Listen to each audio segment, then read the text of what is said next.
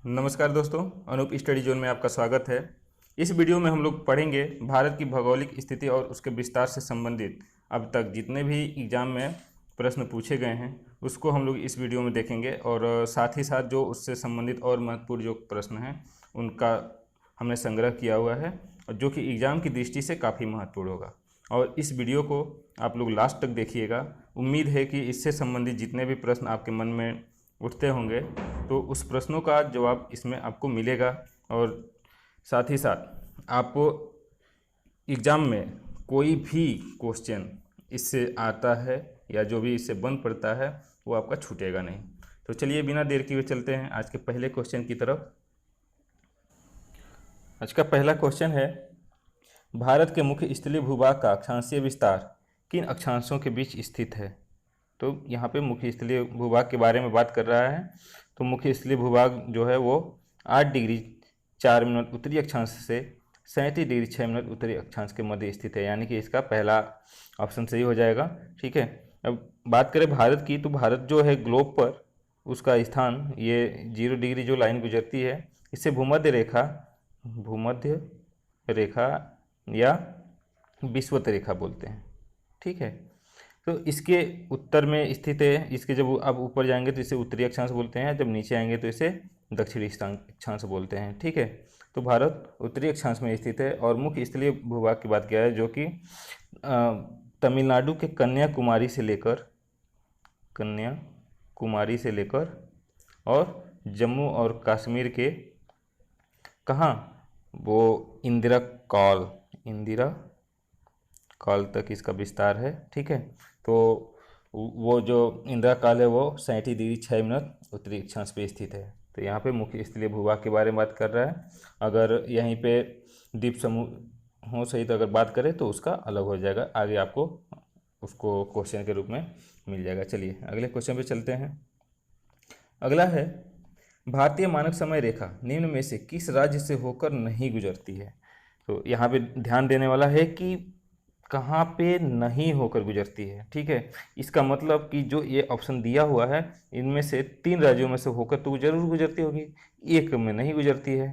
तो एक में कौन से में नहीं गुजरती है? तो वो नहीं गुजरती है बिहार में, यानी कि यूपी में गुजरती है, छत्तीसगढ़ में गुजरती है और उड़ीसा में। भारत में जो मानक समय रेखा है वो 5 राज्यों से होकर गुजरती है। कितने राज्यों से होकर गुजरती है? 5 राज्यों से होकर गुजरती है। वो 5 राज्य कौन कौन से हैं? तो 3 तो यहीं दिख गए आपके, उत्तर प्रदेश, छत्तीसगढ़, उड़ीसा। और जो चौथा है वो कौन सा है? मध्य प्रदेश। अब 5वां कौन सा है? आंध्र प्रदेश। ठीक है, तो इस प्रकार से भारतीय मानक समय रेखा जो है वो 5 राज्यों से होकर गुजरती है। चलिए अगले क्वेश्चन चलते हैं। अगला है, सर रेडक्लिफ द्वारा भारत पाक के मध्य अंतर्राष्ट्रीय सीमा का निर्धारण कब किया गया था? तो ये जो किया गया था वो किया गया था 15 अगस्त 1947 को किया गया था, जब भारत और पाकिस्तान का जब बंटवारा हो रहा था तो उसमें सीमाओं के लेकर विवाद बना हुआ था। इन विवादों को ध्यान में रखते हुए सर रेडक्लिफ ने एक रेखा निर्धारित किया जिसका इन्हीं के नाम पे रखा गया है, रेडक्लिफ रेखा। तो रेडक्लिफ रेखा किन के मध्य स्थित है? तो भारत और पाकिस्तान के मध्य स्थित है। ठीक है, चलिए अगले क्वेश्चन चलते हैं। अगला है, निम्नलिखित में से कौन सा नगर कर्क रेखा से निकटतम दूरी पर स्थित है? तो वो है आपका गांधीनगर। ये भी जो है अगरतला, जबलपुर, उज्जैन, ये भी लगभग इसके समीप ही हैं। लेकिन जो गांधीनगर है वो, जैसे कि जो कर्क रेखा है वो कितनी डिग्री पे गुजरती है? वो गुजरती है 23.5 डिग्री। ठीक है, 23.5 डिग्री पे होकर गुजरती है। गांधीनगर की जो स्थिति है वो है 23 डिग्री 13 मिनट नॉर्थ में इसका स्थिति है। और बाकी जो हैं, जैसे कि जो जबलपुर है वो 23 डिग्री 10 मिनट, और जो उज्जैन है वो भी 23 डिग्री 10 मिनट। ये जबलपुर उज्जैन कहाँ पे हैं? ये दोनों के दोनों मध्य प्रदेश में हैं। ठीक है, बात करें यहाँ पे जबलपुर की। ठीक है, तो जबलपुर वहाँ का एक ज़िला है और यहाँ पे आपने सुना होगा धुआंधार जलप्रपात जो कि नर्मदा नदी पे बना है, वो आपका जबलपुर में ही है। और उज्जैन की बात करें तो उज्जैन एक वहाँ पे बहुत ही अच्छी जगह, धार्मिक स्थल है, हिंदू धार्मिक स्थल। और यहाँ पे महाकुंभ मेला लगता है जो कि 12 साल में एक बार लगता है। ठीक है, तो कहाँ पे लगता है वो? क्षिप्रा नदी के किनारे पे लगता है और उज्जैन पे। और अगरतला की बात करें तो अगरतला, ये इसकी जो स्थिति है वो, अगरतला की जो स्थिति है वो है 23 डिग्री 50 मिनट उत्तर में है। ठीक है, तो ये काफ़ी इसके ऊपर चला जा रहा है। ठीक, चलिए आगे चलते हैं। अगला है इंडियन स्टैंडर्ड टाइम और ग्रीनविच मीन टाइम में कितना अंतर है? तो ये है आपका 5 घंटा 30 मिनट। यहाँ पे आपको बता दें कि जो ग्लोब बना होता है, ठीक है, ग्लोब पर आपको एक ऐसे रेखाएं मिलती हैं, इसको बोलते हैं अक्षांश रेखा। और यहाँ पे कुछ ऐसे रेखाएं जो होती हैं इनको बोलते हैं देशांतर रेखा। क्या बोलते हैं? देशांतर रेखा। ठीक है, तो यहाँ पे ग्रीनविच से जब आप पूर्व में जाएंगे तो समय में क्या होती है? वृद्धि होती है। जब पश्चिम में आप जाएंगे तो वो क्या होता है? समय में कमी आती है। तो भारत की जो स्थिति है वो पूर्वी गोलार्ध में स्थित है, पूर्वी गोलार्ध में स्थित है। और यहाँ से एक जो समय रेखा भारत से गुजरती है वो गुजरती है 82.5 डिग्री पे। 82.5 डिग्री ईस्ट बोला जाता है इसको। ठीक है, तो अब यहाँ पे क्वेश्चन ये होते 82.5 डिग्री को 5 घंटे में कैसे कन्वर्ट करेंगे? तो वो भी आपको बताते हैं कि 1 डिग्री बराबर होता है 4 मिनट। ठीक है, तो 82.5 को जब आप 4 से मल्टीप्लाई करेंगे, ठीक है, तो कुछ आपका 330 मिनट हो जाएगा।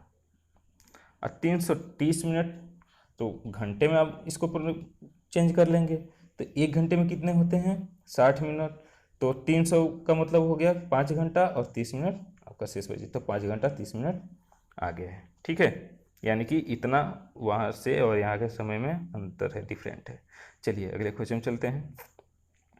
अगला है भारत के कितने राज्यों से होकर कर्क रेखा गुजरती है? तो जो कर्क रेखा है वो कितने राज्यों से होकर गुजरती है? वो गुजरती है आपके 8 राज्यों से।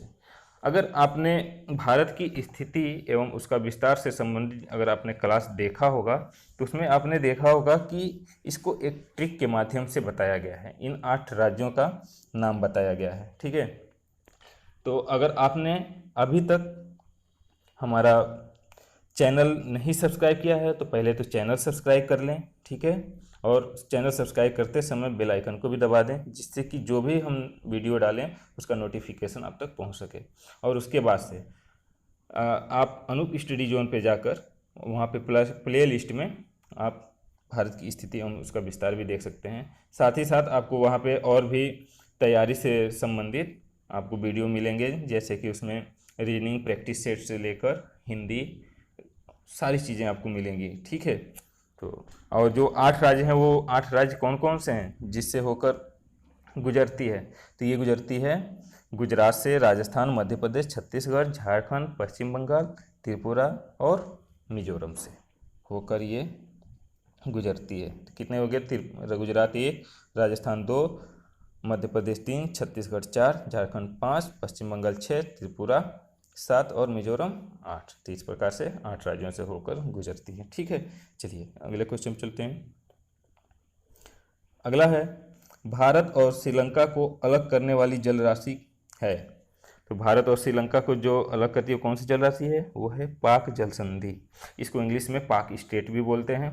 तो आप ये देखकर कंफ्यूज मत हो जाइएगा कि पाक जल संधि है तो पाक के नाम पे भारत और पाक के बीच में होगा, नहीं। ये अगर आप भारत का देखेंगे दक्षिणी कोना, ठीक है, तो यहाँ पे श्रीलंका का स्थिति है और इधर से ये जो जल राशि गुजरती है, ठीक है, इसी का नाम रखा गया है पाक जल संधि या पाक स्टेट।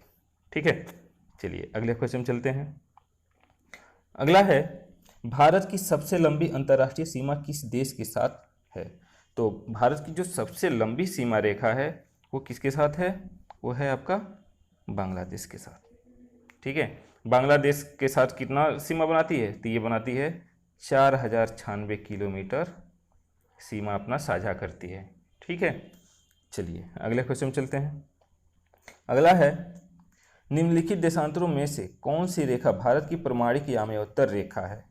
ठीक है, अभी आपने पीछे वीडियो देखा होगा। ठीक है, तो उसमें मैंने बताया था पिछले क्वेश्चन में कि भारत का जो मानक समय रेखा है या देशांतर रेखा है या यामायोत्तर रेखा है वो 82.5 डिग्री ईस्ट से होकर गुजरती है, यानी कि ईस्ट में स्थित है। ठीक है, तो 82.5 डिग्री से होकर गुजरती है। तो ये आपका यहाँ के मानक समय रेखा है। ठीक है, चलिए अगले क्वेश्चन चलते हैं। अगला है, स्वतंत्रता से पूर्व कौन सा भारतीय क्षेत्र काला पानी के नाम से जाना जाता था? ठीक है, तो स्वतंत्रता से पूर्व अगर आपने हिस्ट्री पढ़ा होगा तो उसमें देखा होगा कि जब ब्रिटिश शासन था भारत पे, तो ब्रिटिशर्स जो थे भारत के जो देश के लिए लड़ रहे थे, ठीक है, जैसे कि आपका हो गए ये बीर अब्दुल हमीद हो गए, चंद्रशेखर आज़ाद हो गए, भगत सिंह हो गए। ठीक है, तो जो हमारे देश के जो सपूत थे, ठीक है, जो जिनका स्वतंत्रता में बहुत ही महत्वपूर्ण योगदान है, ठीक है, तो उनको सज़ा देने के लिए जो अंग्रेज थे उनको काला पानी भेज दिया करते थे, और जो काला पानी है वो कहाँ पर है? वो अंडमान निकोबार द्वीप समूह में स्थित है। ठीक है, चलिए अगले क्वेश्चन चलते हैं। अगला है, जवाहर सुरंग किस राज्य में स्थित है? तो जवाहर सुरंग कहाँ पे है? जम्मू कश्मीर में है। पहले जो ये जवाहर सुरंग है ये भारत की सबसे लंबी हुआ करती थी, भारत की सबसे लंबी हुआ करती थी, लेकिन अब चेनानी नासरी हो गई है। चेनानी नासरी ये भी कहाँ पे है? ये भी जम्मू कश्मीर में है। तो इस प्रकार से अगर पूछा जाए कि भारत की सबसे लंबी सुरंग कौन सी है तो वो है चेनानी नासरी। ठीक है, चलिए अगले क्वेश्चन चलते हैं। अगला है, पटकाई की पहाड़ियाँ भारत को अलग करती हैं। तो किससे अलग करती हैं? ये करती हैं म्यांमार के। जब आप ये नॉर्थ ईस्ट वाले जो रीजन है, ठीक है, तो नॉर्थ ईस्ट रीजन में ये जो पटकाई बूम की ये पहाड़ी है, इस साइड में आपका म्यांमार है। ठीक है, और ये भारत के जो पूर्वोत्तर राज्य हैं वो हैं। ठीक है, तो यहाँ पे स्थित है पटकाई की पहाड़ियाँ। तो ये किसको अलग करती हैं? म्यांमार को भारत से अलग करती हैं। ठीक है, चलिए अगले क्वेश्चन चलते हैं। अगला है, भारत का वह कौन सा राज्य है जो बांग्लादेश से 3 तरफ से घिरा हुआ है? तो जो बांग्लादेश से घिरा हुआ है वो है त्रिपुरा। त्रिपुरा बांग्लादेश की सीमा को जीरो लाइन भी कहा जाता है, जीरो लाइन। चलिए अगले क्वेश्चन चलते हैं। अगला है, डूरंड लाइन निम्नलिखित 2 देशों के बीच की सीमा रेखा है। तो वो 2 देश कौन से हैं? वो 2 देश हैं पाकिस्तान और अफ़गानिस्तान। ये जो रेखा है ये 2430 किलोमीटर लंबी रेखा है। ठीक है, और इसको कब की लाया गया था, मतलब समझौता हुआ था इसका 1896 में। 1896 में एक समझौते के तहत इसको स्वीकार किया गया था। तो डूरंड लाइन किनके बीच स्थित है? तो पाकिस्तान और अफगानिस्तान के बीच स्थित है। चलिए अगले क्वेश्चन चलते हैं। अगला है, भारत का पूर्वतम स्थान निम्नलिखित में से किस राज्य में स्थित है? तो भारत का जो सबसे पूर्वतम स्थान है वो है अरुणाचल प्रदेश। अरुणाचल प्रदेश में जैसे आप इसको ऐसे करेंगे, नॉर्थ, साउथ, ईस्ट और वेस्ट, तो अरुणाचल प्रदेश की जो स्थिति सबसे पूर्व में है, और पूर्व में है किबीथू। किबीथू, ठीक है, किबीथू अरुणाचल प्रदेश में है जो सबसे पूर्व में है। ठीक है, चलिए अगले क्वेश्चन चलते हैं। अगला है, निम्नलिखित में से कौन से भारतीय राज्य में प्रातः काल में सूर्य की किरणें सबसे पहले पड़ती हैं? तो जाहिर सी बात है कि जो सूर्य निकलता है वो किधर निकलता है? पूर्व की तरफ निकलता है। और भारत में सबसे पूर्व में स्थित कौन है? अभी पिछले क्वेश्चन में हम लोगों ने देखा था, तो सबसे पूर्व में है वो है अरुणाचल प्रदेश। तो इस प्रकार से इसका आंसर हो जाएगा कि जो प्रातःकाल में सूर्य की किरणें हैं वो सबसे पहले अरुणाचल प्रदेश में पड़ती हैं। चलिए अगले क्वेश्चन चलते हैं। अगला है, क्षेत्रफल की दृष्टि से भारत के 3 बड़े राज्यों का आरोही क्रम निम्न में से कौन सा है? तो जानते ही हैं कि क्षेत्रफल की दृष्टि से सबसे बड़ा जो राज्य है वो है राजस्थान। दूसरा तीसरा में लोग कंफ्यूज होते हैं, तो दूसरा आपका हो जाएगा मध्य प्रदेश और तीसरा हो जाएगा महाराष्ट्र। ठीक है, चलिए अगले क्वेश्चन चलते हैं। अगला है, भारत के किस राज्य की सीमा नेपाल, भूटान और चीन तीनों देशों से मिलती है? तो ये मिलती है सिक्किम के साथ। आप लोगों से एक रिक्वेस्ट है कि आप लोग मैप, एटलस, ठीक है, इसका ज़रूर इस्तेमाल करें। अगर अब हो सके तो एक ग्लोब भी खरीद लें। ग्लोब क्या है कि आपके मन में कभी भी कोई क्वेश्चन अगर उठता है, ठीक है, तो अगर आप पेज नहीं पलटना चाहते हैं, एटलस नहीं खोलना चाहते हैं, तो सामने आपके टेबल पे रखा रहेगा ग्लोब, आप तुरंत घुमा के उसको देख सकते हैं। ठीक है, तो इससे क्या होता है कि आपको इसके साथ साथ और भी बहुत सारी जानकारियाँ मिल जाएंगी, बहुत रोचक तथ्य आपको प्राप्त हो जाएंगे। ठीक है, बाकी तो मैं बताऊंगा ही, उसमें मैं चाहूँगा कि आप भी मेहनत करें, जिससे कि एग्ज़ाम में कोई भी क्वेश्चन आपसे न छूटने पाए, सारा का सारा क्वेश्चन हल हो जाए। ठीक है, चलिए अगले क्वेश्चन चलते हैं। अगला है, मणिपुर का अधिकांश धरातल है। तो मणिपुर का जो धरातल कैसा है? वो है पर्वतीय। जो भी भारत के जो उत्तर पूर्व राज्य हैं, जो 7 राज्य हैं, वो मुख्य रूप से पर्वतीय क्षेत्र हैं। ठीक है, पर्वतीय क्षेत्र हैं, काफ़ी सुंदर जगह है। ठीक है, चलिए अगले क्वेश्चन चलते हैं। अगला है, भारत प्रमुखतः एक उष्णकटिबंधीय देश कहलाता है निम्नलिखित के कारण। तो किसके कारण कहलाता है उष्णकटिबंधीय? तो ये कहलाता है अक्षांशीय विस्तार के कारण।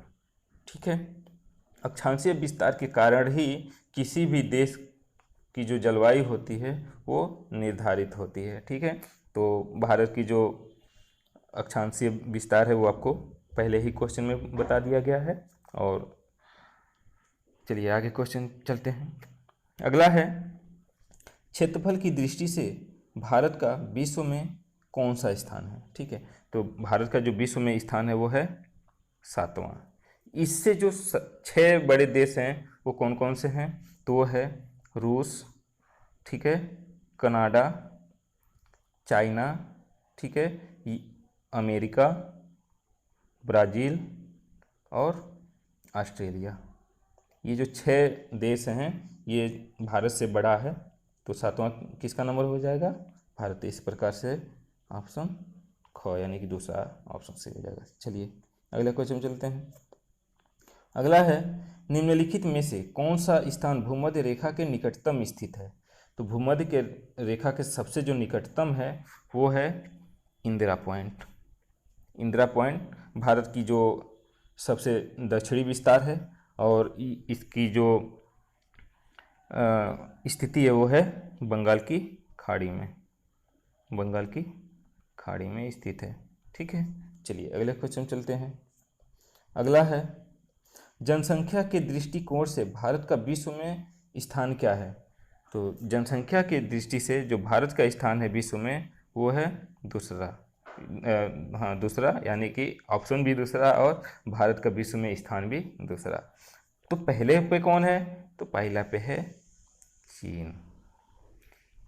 ठीक है, ये जो गणना है ये 2011 की जनगणना के अनुसार है। ठीक है, अब आगे जो जनगणना होगा फिर उसमें देखा जाएगा कि भारत का स्थान क्या आता है। चलिए अगले क्वेश्चन चलते हैं। अगला क्वेश्चन है, निम्नलिखित में से किसके साथ अधिकतम राज्यों की सीमाएं स्पर्श करती हैं? तो सबसे ज़्यादा जो राज्यों के साथ सीमा साझा करता है वो है उत्तर प्रदेश। ये 8 राज्यों के साथ सीमा साझा करता है और एक केंद्र शासित प्रदेश, वो कौन सा है? दिल्ली। ठीक है, तो इस प्रकार से कुल कितने हो गए? 9 राज्यों से। धन्यवाद। आज की वीडियो में बस इतना ही। आशा करते हैं कि ये वीडियो आपको पसंद आई होगी और जो भी आपके मन में क्वेश्चन भारत की स्थिति और विस्तार से बन रहे होंगे उसका आंसर मिल गया होगा। ठीक है, अगर वीडियो आपको पसंद आई हो तो वीडियो को लाइक करें, शेयर करें, कमेंट करें और चैनल को सब्सक्राइब करें। सब्सक्राइब करते समय बेल आइकन को जरूर दबाएं जिससे कि जो भी हम नया वीडियो डालें उसका नोटिफिकेशन आप तक पहुंच सके। मिलते हैं नेक्स्ट वीडियो में, तब तक के लिए धन्यवाद।